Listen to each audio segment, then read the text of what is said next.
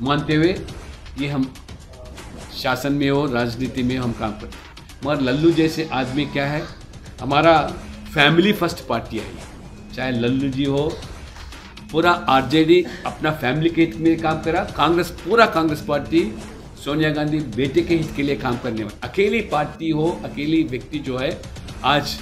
देश के हित के लिए नेशन फर्स्ट लेकर काम करने वाले यही दल है। नमस्कार, आप देख रहे हैं सिटी पोस्ट लाइव और मैं हूं आपके साथ हर्षिता प्रताप सिंह। ओबीसी मोर्चा के राष्ट्रीय अध्यक्ष और राज्यसभा सांसद के लक्ष्मण में बिहार भाजपा के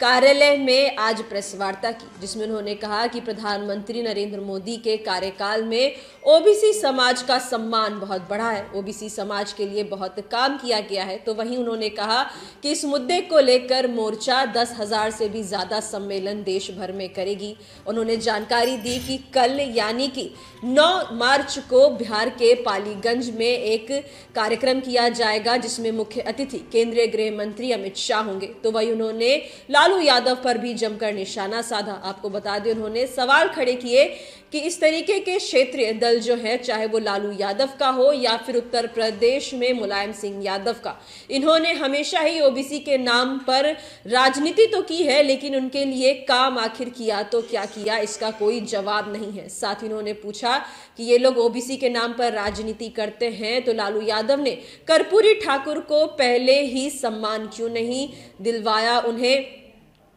सम्मान लालू यादव क्यों नहीं दे पाए जो प्रधानमंत्री नरेंद्र मोदी ने दिया। साथ ही उन्होंने लालू यादव का वो बयान जिसमें उन्होंने पीएम मोदी के परिवार पर सवाल उठाए थे, उस पर भी पलटवार किया और कह दिया कि ये पूरा देश पीएम मोदी का परिवार है। इस प्रेस वार्ता में और क्या कुछ कहते नजर आए ओबीसी मोर्चा के राष्ट्रीय अध्यक्ष और राज्यसभा सांसद के लक्ष्मण, हम आपको छोड़े जाते हैं उनकी बातों के साथ। मानते हुए ये हम शासन में हो, राजनीति में हम काम करते हैं। मगर लल्लू जैसे आदमी क्या है, हमारा फैमिली फर्स्ट पार्टी है ये। चाहे लल्लू जी हो, पूरा आरजेडी अपना फैमिली के हित में काम करा, पूरा कांग्रेस पार्टी सोनिया गांधी बेटे के हित के लिए काम करने वाली अकेली पार्टी हो, अकेली व्यक्ति जो है आज देश के हित के लिए नेशन फर्स्ट लेकर काम करने वाले यही दल है। इसलिए हम आने वाले चुनाव के अंदर पिछड़ा वर्ग जो हमारा ओबीसी मोर्चा बड़ी भूमिका निभाएगा और पूरा देश भर में पूरा इस 50% के ऊपर जो ये आबादी है उनको मोदी जी के साथ जोड़ेंगे और बीजेपी के साथ जोड़ेंगे। ज़रूर मोदी जी का जो सपना है ये इस हिंदुस्तान को और विश्व भर में तीसरा आर्थिक मजबूत देश बनाने का ये मोदी का गारंटी है। उन गारंटी को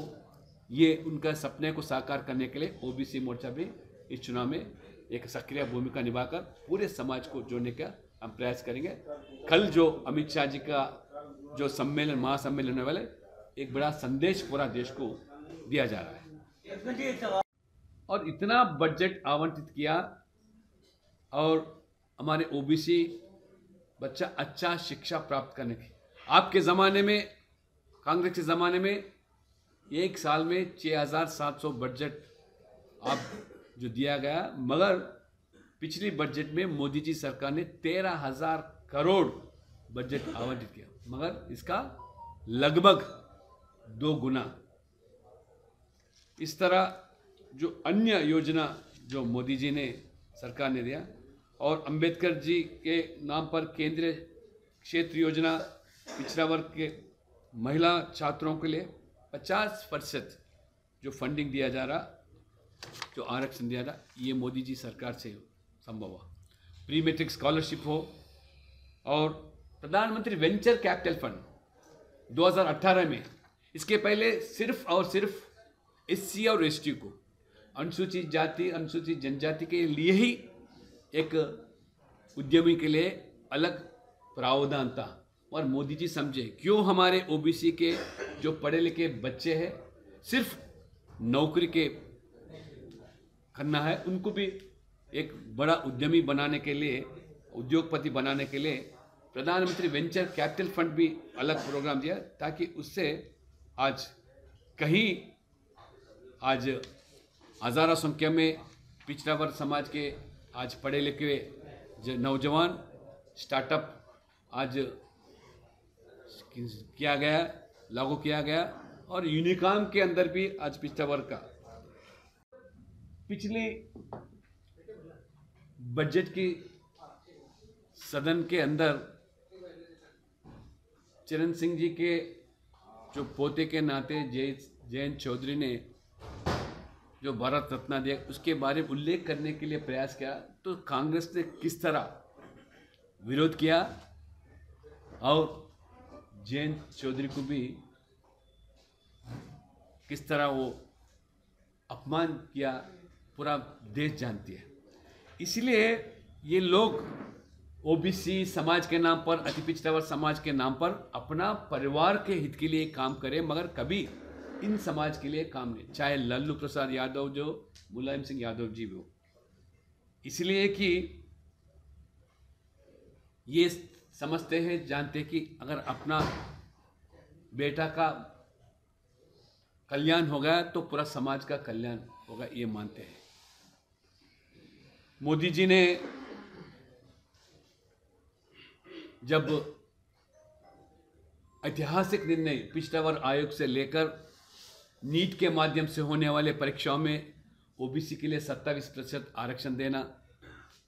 और 75 साल के आज़ादी के अंदर पहली बार 27 ओबीसी समाज के नेताओं को केंद्र मंत्रिमंडल में मोदी जी ने उनको भागीदार बनाना, लगभग 30%। ये किसी के कालखंड में संभव हुआ नहीं। मोदी जी और 27% आरक्षण शिक्षा में प्राप्त करना, चाहे केंद्रीय विद्यालय हो, नवोदय पाठशाला हो, सैनिक स्कूल के अंदर भी, और न्याय विश्वविद्यालय में। इस तरह मोदी जी 2014 के बाद जब प्रधानमंत्री बने तभी ये संभव हुआ। लाखों संख्या में हमारे आज ओबीसी के छात्रा और छात्रों को लाभान्वित होना, अगर यही आरक्षण 20-25 साल पहले से अगर दिया गया तो कितना कल्याण ये समाज का लोगों का होता था, ये लोगों को जानकारी होना चाहिए। जवाब दिया नहीं। ये है कांग्रेस का इतिहास, किस तरह ओबीसी समाज को समय समय पर जो विरोध किया, और राजीव गांधी मंडल कमीशन का सिफारिशों को भी विरोधी नहीं, अलग एक प्रस्ताव रखा गया था सदन के अंदर। अगर आरक्षण दिया जाए तो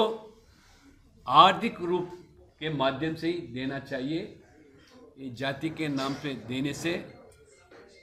जो हमारा वीपी सिंह जो प्रधानमंत्री थे, ये राजा जाति के नाम पर देश को बंटवारा करना चाह रहा, ये जो उल्लेख किया राजीव गांधी, इस चुनाव के समय में कांग्रेस के नीति और हमारे यहाँ के क्षेत्रीय दल, राष्ट्रीय जनता दल हो, समाजवादी पार्टी हो, अन्य दलों ने किस तरह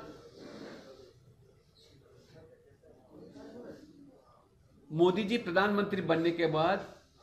पिछड़ा वर्ग आयोग को जब संविधान दर्जा देने का प्रस्ताव रखा गया था, किस लिए ये लोगों का विरोध किया गया, ये भी लोगों को जानकारी दिया जाता है इस सम्मेलन के माध्यम से। एक मजबूत आयोग मोदी जी बनाने का जो प्रयास किया, किस तरह ये आरजेडी हो, समाजवादी पार्टी हो, जो क्षेत्रीय दल पिछड़ा वर्ग समाज के ठेकेदार समझते, सिर्फ और सिर्फ ये पिछड़ा वर्ग नहीं या अति पिछड़ा वर्ग, उनके उत्थान के लिए या उनके कल्याण के लिए कभी एक कदम भी आगे नहीं बढ़ाया। और मोदी जी इस बीच में जब हमारे बिहार के और पिछड़ा वर्ग के पूरा देश भर में अति पिछड़ा वर्ग के जो नेता माने जाते थे, जननायक कर्पूरी ठाकुर जी का जब भारत रत्न अवार्ड दिया गया था, हम ये सम्मेलन के माध्यम से समाज को जागरूक करना चाहते कि क्यों जब यूपीए के ज़माने में 10 साल ये शासन में थे उत्तर प्रदेश कांग्रेस के नेतृत्व में, उसमें आपके लल्लू प्रसाद यादव, आरजेडी और समाजवादी पार्टी सब भागीदार थे, क्यों इनका मन नहीं बना ऐसे जननायक को भारत रत्न देने का? पूरा ओबीसी समाज जानना चाहती है,